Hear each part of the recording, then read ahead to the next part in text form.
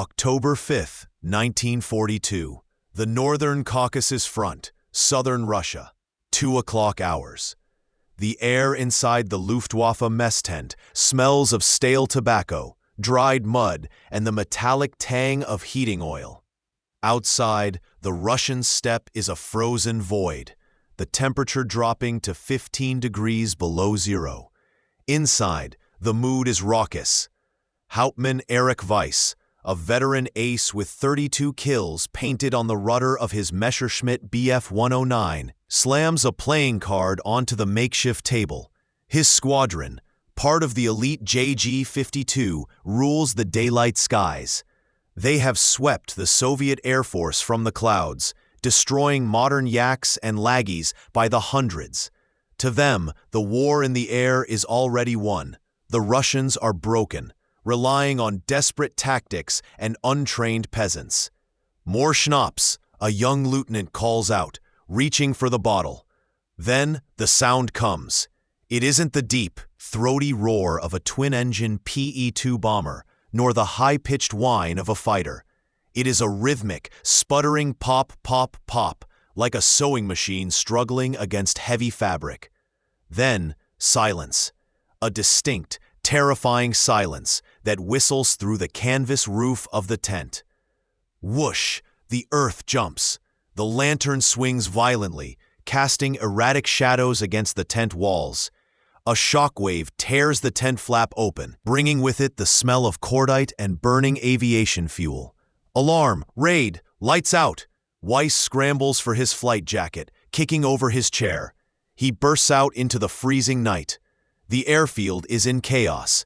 A fuel truck is burning on the runway, illuminating the low-hanging clouds in stark orange relief. Flak crews are shouting, spinning the cranks of their 20mm cannons, firing blindly into the dark. Weiss looks up, expecting to see a heavy bomber formation. Instead, caught for a split second in the beam of a searchlight, he sees it. It looks like a toy, a relic from the Great War. It is a Polikarpov PO-2, a biplane made of canvas and pine wood, with open cockpits and fixed landing gear. It moves so slowly that it seems to hang suspended in the air. "Is that a crop duster?" the lieutenant shouts over the roar of the fire. The German pilots start laughing. It is an absurd sight. A machine that tops out at 90 miles per hour, attacking the most advanced air force in history. It feels like a joke, a desperate insult. "Get to the birds," Weiss commands, the laughter dying in his throat as a second explosion rips through a parked Heinkel bomber. "Shoot them down. It will be like shooting pigeons." 10 minutes later, Weiss is strapped into his Bf 109G. The Daimler-Benz engine roars to life. 12 cylinders of precision engineering, screaming with 1,400 horsepower. He tears down the runway, lifting off into the black sky. He is a shark hunting a goldfish. He climbs to 3,000 feet, his eyes scanning the darkness. The ground radar is useless against wood and canvas targets flying this low. The echoes just don't bounce back. He has to hunt visually. There, a shadow moving against the snow-covered trees below. Weiss dives. The airspeed indicator climbs rapidly. 250, 300, 350 kilometers per hour. He lines up the glowing reticle of his gun sight on the fragile wooden cross below. He thumbs the trigger release, but he is too fast. In the 2 seconds it takes Weiss to line up the shot, his Messerschmitt closes the distance completely. If he fires now, he will collide with the target. He yanks the stick back, screaming over the top of the biplane, his prop wash nearly flipping the tiny Russian aircraft over. "Verdammt," he curses, banking hard to the left. He loops around for a second pass, cutting his throttle, dropping his landing flaps to slow down. The Bf 109 shudders, struggling to stay airborne at 180 kilometers per hour. The stall warning buzzer screams in his ear. The German fighter is built for speed and energy. It hates flying this slow. Below him, the Soviet pilot does the impossible. The biplane banks tight, tighter than any metal monoplane could ever dream of turning. It hugs the tree line, weaving through a ravine. Weiss tries to follow, but his heavy fighter drifts wide. He cannot turn inside the biplane's radius. He fires a burst of 20mm cannon fire out of frustration. But the shells streak harmlessly into the forest, hundreds of yards ahead of the tiny target.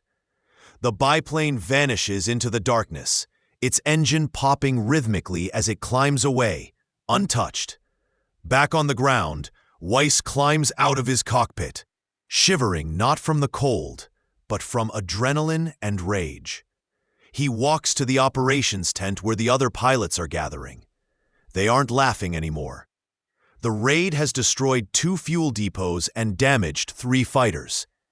"We couldn't hit them," the lieutenant says, lighting a cigarette with shaking hands.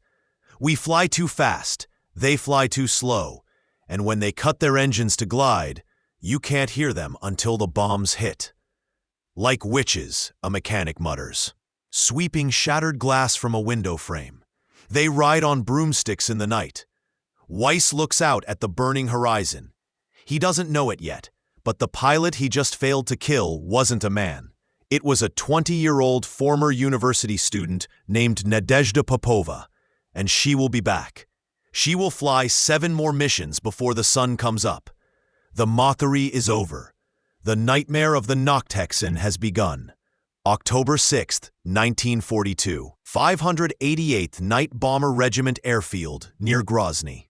02:45 hours. 30 miles east of where Hauptmann Weiss is cursing his high-tech machinery, the world is defined by mud and exhaustion. The airfield is little more than a flattened potato field. There are no hangars here, no heated barracks, no mechanics in pristine coveralls. There is only the biting wind of the steppes and the silhouette of 40 women waging a war that wasn't supposed to be theirs. Nadezhda Popova cuts the ignition of her PO2. The propeller sputters to a halt, the wooden blades twitching like a dying insect. As the noise dies, the silence rushes back in, heavy and ringing. She doesn't climb out immediately. She can't. Her flight suit, an ill-fitting men's uniform stuffed with newspaper for insulation, is stiff with frost. Her gloves are frozen to the control stick. In the open cockpit, exposed to the slipstream at 3,000 feet, the wind chill drops to 40 degrees below zero. "Nadia, are you hit?" The voice comes from the rear cockpit. It's Katya, her navigator. She sounds breathless, her voice trembling not from fear, but from the violent shivering that racks their bodies after every sortie. "I'm fine," Nadezhda whispers, prying her fingers loose. "Just cold. God, so cold." Ground crews rush out of the darkness. They are women too, armorers and mechanics, their hands cracked and bleeding from handling freezing metal without proper tools. They don't offer tea or sympathy. There isn't time. "Bombs," one of the armorers shouts, dragging a sled through the slush. "Get the FAB-50s hooked up. We have a 20-minute turnaround." Nadezhda stumbles out of the cockpit, her legs numb. She watches as the armorers heave the 50-kilogram bombs under the wings. The PO2 is a fragile beast. It was designed in the 1920s as a crop duster and a trainer. It has no armor plating.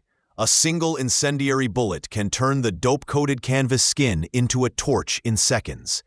It has no radio to call for help. And most terrifying of all, it carries no parachutes. Major Marina Raskova, the legendary aviatrix who formed the regiment, had made the calculation brutally simple. A parachute weighs nearly as much as a bomb. If you take the chute, you leave the explosives.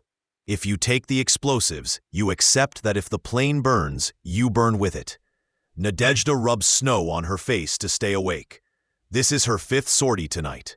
She will fly 3 more before dawn breaks. It is a grueling, industrial rhythm. Take off, fly 40 minutes to the German lines, drop, return, reload, repeat. "Coffee is frozen," Katya says, holding up a tin thermos, smiling grimly. "We'll have to run on spite." "Spite is better fuel anyway," Nadezhda replies. She climbs back onto the wing. "Let's go. The Germans are waiting." 10 minutes later, they are airborne again. The Po-2 climbs sluggishly, struggling for altitude with the fresh payload. The engine, a simple 5-cylinder M11, rattles and coughs. It sounds like a lawnmower, vibrating the entire frame so violently that the needles on the instrument panel blur. Nadezhda leans out over the cockpit rim. There are no navigation lights, no radar. She navigates by the stars and the jagged black shapes of the terrain below. She looks for the darker patches of forest, the glimmer of frozen rivers. Target area ahead. Katya's voice comes through the speaking tube, a literal rubber hose connecting the two cockpits. 2 minutes. Now comes the deadly dance. Below them, the German searchlights begin to sweep the sky. They are massive blue-white pillars of light, searching for the mosquito buzzing in the dark. If a light catches them, the flak will follow instantly. The Po-2 is too slow to outrun the tracers. Their only armor is darkness. Cutting engine, Nadezhda says. This is the tactic that haunts the Germans. She pulls the throttle back to idle. The rattling roar of the engine dies. The vibration stops. Suddenly, they are not flying a plane. They are falling in a glider. The silence is absolute, broken only by the wind whistling through the bracing wires between the biplane's wings. Whoosh, whoosh. It is a soft, rhythmic sound, eerily similar to a broom sweeping across a floor. They drift downward, trading altitude for stealth. The altimeter unwinds. 800 meters, 600 meters, 400 meters. They are right on top of the enemy railhead. Nadezhda can see the sparks from a German locomotive, the glow of cigarettes from sentries who have no idea death is gliding above their heads. Steady, Katya whispers, looking through the crude bomb sight cut into the floor of the cockpit. Steady. She pulls the release wire. The plane lurches upward, relieved of the weight. 2 seconds later, the ground erupts. Crump, crump. The railhead disappears in a blossom of fire and debris. The silence is shattered. Instantly, the world turns white. 3 searchlights snap onto the tiny biplane, trapping it in a blinding cone of brilliance. Caught, Nadezhda screams. She slams the throttle forward. The engine coughs, sputters, and then roars back to life. But it's too late. The air around them fills with the terrifying crack, crack, crack of 37mm anti-aircraft fire. Tracers zip past the cockpit like angry hornets. One tears through the right wing, leaving a gaping hole in the canvas. The fabric flaps wildly in the wind. "Bank left! Hard left!" Katya yells. Nadezhda kicks the rudder pedal, throwing the stick over. The Po-2, with its massive lift and low speed, turns on a dime, slipping out of the searchlight beam just as a stream of flak tears through the space they occupied a second ago. They dive toward the tree line, flying so low the wheels nearly brush the pine tops. They are running for the darkness, chased by the fury of an enemy who cannot believe they are being humiliated by girls in a crop duster. They are alive, but the night is not over. February 1943, near Kuban, southern Russia. 19 hours. The war has changed. The mockery that once filled the Luftwaffe mess halls has evaporated, replaced by a twitchy, bloodshot exhaustion. For 4 months, the 588th Regiment has flown every single night the weather allowed. Sometimes 10 sorties a night, sometimes 15. They have dropped over 3,000 tons of bombs on German supply lines, depots, and troop concentrations. But the physical damage is secondary to the psychological torture. Oberstleutnant Helmut Malke stands in the command bunker, staring at a map of the sector. His eyes are rimmed with red. He hasn't slept a full night in weeks. None of his men have. The sewing machines come at irregular intervals. Just as a soldier drifts off, the pop, pop, pop begins, followed by the whistle of bombs. It is a campaign of terror by sleep deprivation. The rumors are getting out of hand, Herr Oberst, his adjutant reports, keeping his voice low. The infantry, They are saying the Russian pilots are given special pills, chemicals that give them the night vision of a cat. They say they are criminals forced to fly as punishment. Malky scoffs, lighting a cigarette. He knows the truth is far more embarrassing. They are not criminals. They are students, factory workers, and teachers. And they are beating the Luftwaffe. Forget the rumors, Malky snaps. We have a new directive from Berlin. He slides a piece of paper across the table. It is stamped with the Iron Cross insignia. Because of the unique difficulty in intercepting these targets, Malky reads aloud, his voice dripping with irony. High Command has authorized the immediate awarding of the Iron Cross, second class, to any pilot who confirms a kill on a Po-2.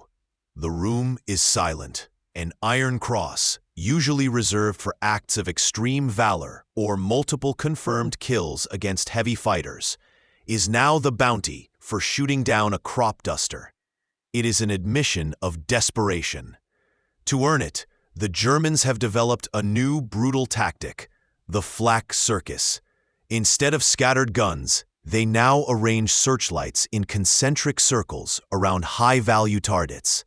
They don't just sweep the sky, they build a wall of light.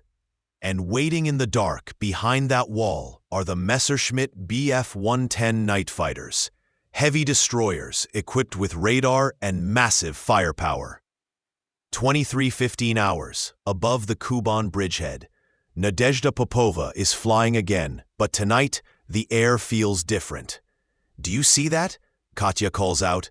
The lights, they aren't moving. Below them, a ring of searchlights stands vertical, like the bars of a cage. They are waiting for the witches to enter. We have to go through, Nadezhda says, her voice tight. The infantry needs that ammo dump destroyed. She pushes the stick forward. The Po-2 glides into the trap. As soon as they cross the perimeter, the trap springs. The vertical beams snap inward. In an instant, the cockpit is flooded with light so intense it feels like physical pressure. Nadezhda is blinded. She can't see her instruments. He can't see the horizon. Dive, Katya screams. Nadezhda shoves the stick down, sending the biplane into a steep spiral. But the lights follow them. They are locked on. Then a new sound cuts through the wind. Not the crack of flak, but the heavy, mechanical drone of twin Daimler-Benz engines. A Bf-110 night fighter is closing in. The German pilot, eager for his Iron Cross, slows his heavy fighter to near stall speeds, lowering his landing gear to create drag. He doesn't make the mistake of zooming past. He sits on their tail. 300 meters back, his 4 machine guns and 2 cannons lining up on the glowing white cross of the biplane trapped in the lights. Nadezhda senses him before she sees him. The hair on the back of her neck stands up. Hold on. She does something suicidal. She pulls the stick back into her stomach and kicks the rudder hard. The Po-2 shudders, stalls completely, and literally falls out of the sky, spinning like a dead leaf. The German pilot fires. Brrrt! A stream of 20mm cannon shells tears through the air where the Po-2 was a fraction of a second ago. The recoil slows the German plane even further, and he struggles to keep from stalling himself. Nadezhda recovers the spin at treetop level, her wheels skimming the snow. The G-force slams her into her seat. The searchlights lose them in the ground clutter. They have escaped. But not everyone is so lucky. To their right, a ball of fire erupts in the sky. Another Po-2, piloted by Dusha Nosal, has been caught. There is no radio to hear their screams. There are no parachutes to save them. The burning canvas frame falls slowly, agonizingly, crashing into the frozen earth. Nadezhda doesn't look back. She grips the stick so hard her knuckles turn white. The game has changed. The Germans aren't laughing anymore. They are hunting. August 15th, 1943. 588th Regiment Forward Base, west of the Kerch Strait. 21 hours. The briefing room is a repurposed barn, the air thick with the smell of wet hay and unwashed wool. Major Yevdokia Bershanskaya, the regimental commander, stands before a chalkboard. She does not look like a soldier. She looks like a strict schoolmistress, her face drawn tight with the weight of the last 6 months. The regiment has lost heavily. The flak circus works. The wall of light is impenetrable. We cannot stop, Bershanskaya says, her voice quiet but piercing. The infantry is pinned down near Novorossiysk. The German searchlights are directing artillery fire onto our trenches. We must destroy those lights. She taps the board. But we cannot glide past them anymore. They're waiting for us. Nadezhda Popova sits in the front row, rubbing her eyes. She knows what's coming. They have discussed this in hushed tones near the stoves, a tactic born of desperation and madness. We will fly in pairs, Bershanskaya announces. One aircraft will approach loudly, engine at full throttle. It will fly directly into the searchlight zone to draw their attention. A murmur ripples through the room. It is a suicide run. While the Germans are distracted by the bait, Bershanskaya continues, the second aircraft will glide in silently from the opposite direction. While they look at the moth, the bat strikes. The room falls silent. Nadezhda stands up. Her legs feel like lead, but her voice is steady. I will fly lead, she says. I will take the lights. 23:45 hours, over the German lines. The darkness is absolute. Nadezhda flies at 1,200 meters, higher than usual. She needs the Germans to see her. She needs them to hear her. Engine temp is rising, Katya says from the back. You're pushing it too hard. Good, Nadezhda replies. Let them hear us coming. She pushes the throttle to the stop. The M11 engine screams, a jagged mechanical roar that echoes across the valley below. It is the opposite of everything they have been taught. For a year, silence was life. Now, noise is the weapon. Below, the German crews react exactly as predicted. Click. First one beam, then two, then four. The blue-white pillars slash through the sky, converging frantically on the noisy, rattling biplane. Here they come, Nadezhda yells. Hang on. The cockpit erupts in light. It is blinding, disorienting. Nadezhda squints, fighting the urge to shield her eyes. The flak starts immediately. Black puffs of smoke blossoming around them, shaking the frail wooden frame. Shrapnel chatters against the fuselage like hail on a tin roof. She doesn't dive. She doesn't run. She dances. She kicks the rudder left, then snaps the stick right, forcing the PO2 into a series of violent, erratic slips.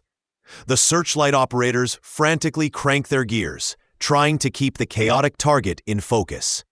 The gunners on the ground are screaming, cursing, pouring rounds into the sky, fixated on this one annoying, terrifying insect. Come on, come on! Nadezhda grits her teeth, sweat pouring down her face despite the freezing altitude. Look at me! Look at me! Every German eye, every sensor, every gun is pointed at her. And 300 meters to the east, in the pitch-black void, is the second PO2, piloted by Lieutenant Yevgenia Zhigalenko, cuts her engine. She is a ghost. She glides silently down the dark side of the valley, invisible to the dazzled German crews. Zhigalenko lines up her sights on the source of the beams, the massive generators and the light trucks. She can see the crews clearly, illuminated by the backscatter of their own lights. They are shouting, pointing up at Nadezhda, completely oblivious to the death descending behind them. Release, Zhigalenko whispers. 4 bombs detach from the racks. Whump, whump, whump. The earth convulses. The primary generator truck vanishes in a fireball. Instantly, the wall of light collapses.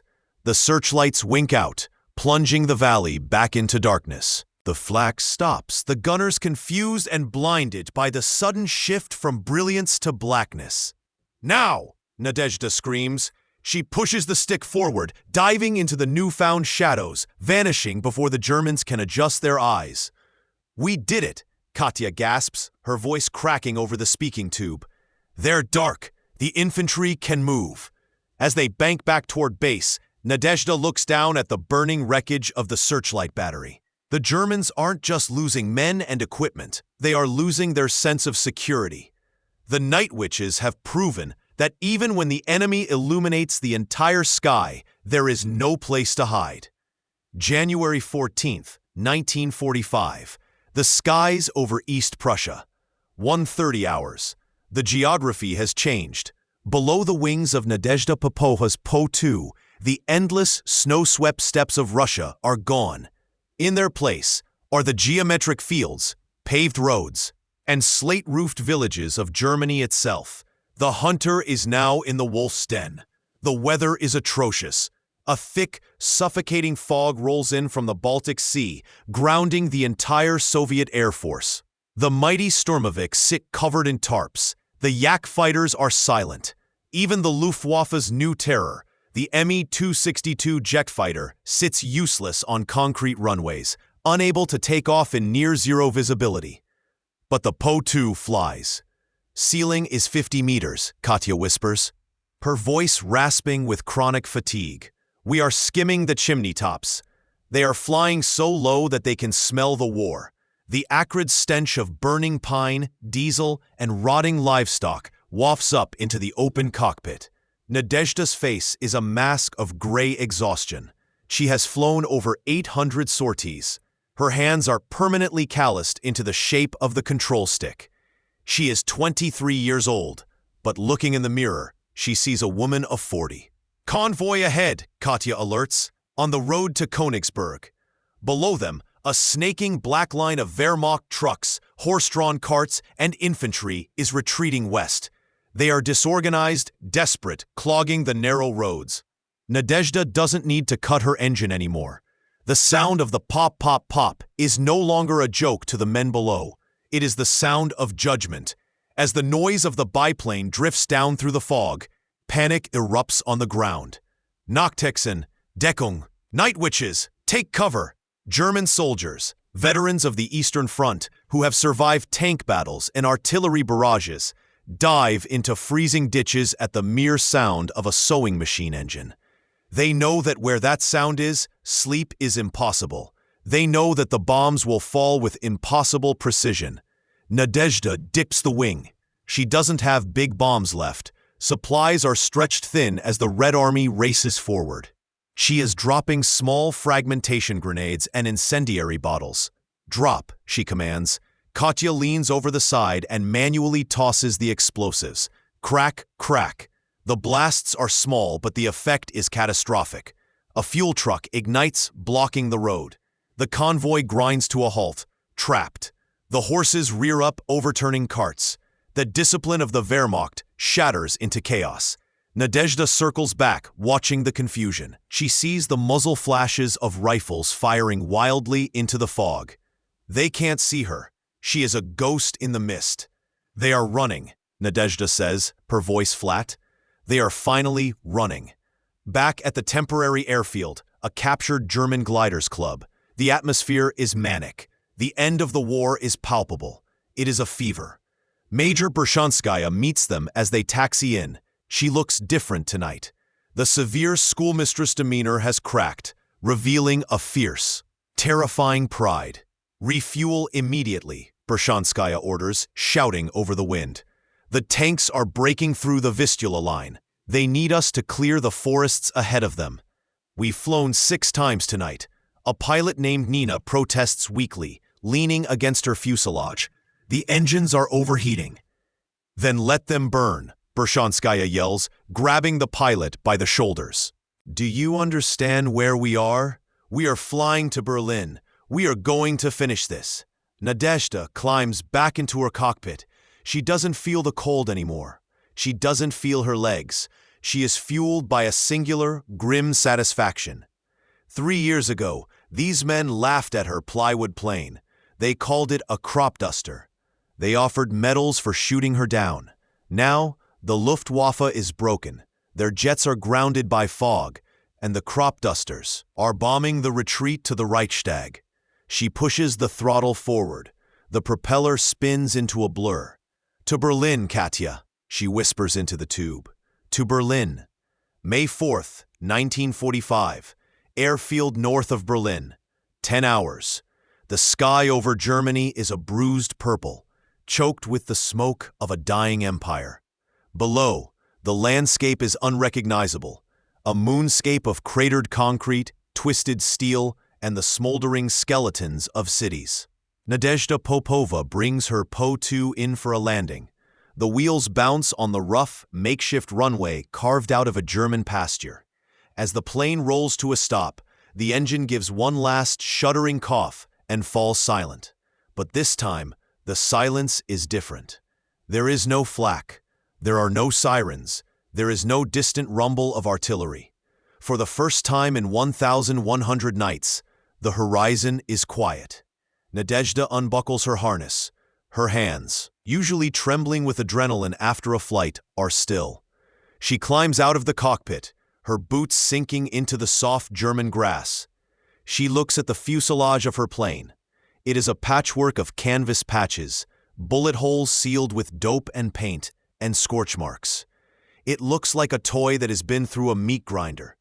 Across the field, other Po-2s are landing. The night witches are gathering.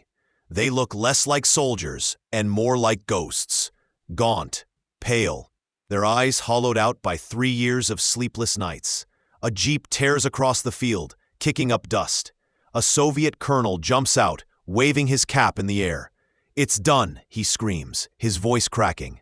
"Berlin has fallen. They are surrendering everywhere. The war is over."